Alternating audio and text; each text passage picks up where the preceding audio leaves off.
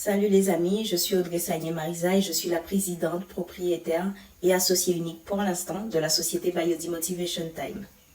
Je suis également formatrice en formation continue, créatrice et vendeuse de bijoux, designer web et de graphisme en tout genre, investisseuse et auteure et vendeuse de livres.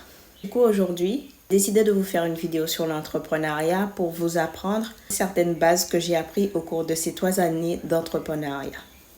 J'espère que cette vidéo ou ces vidéos, si une série vous intéresse, vous plairont.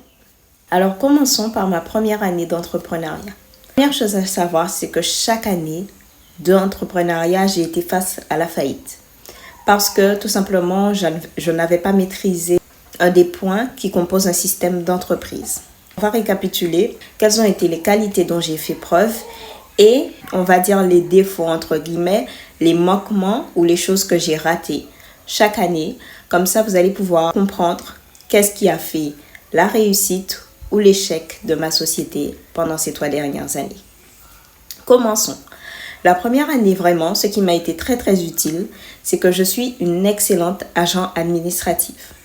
J'arrive très bien à gérer tout ce qui est planning d'entreprise et compagnie, tout ce qui va être la gestion d'un peu de tout, la comptabilité, les finances, du moins pour une entreprise débutante de la première année que j'avais.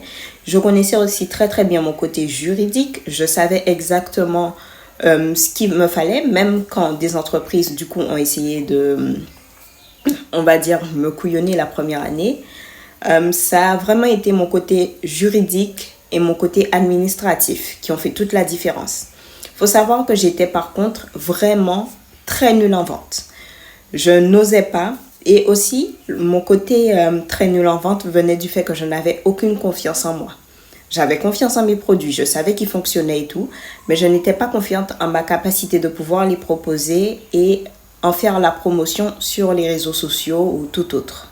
Donc quand est venu le moment de faire du coup le bilan annuel, ce qu'on a pu constater c'est que j'étais pas non plus en déficit au niveau des finances dans l'entreprise car je ne savais très bien l'alimenter par le compte courant associé.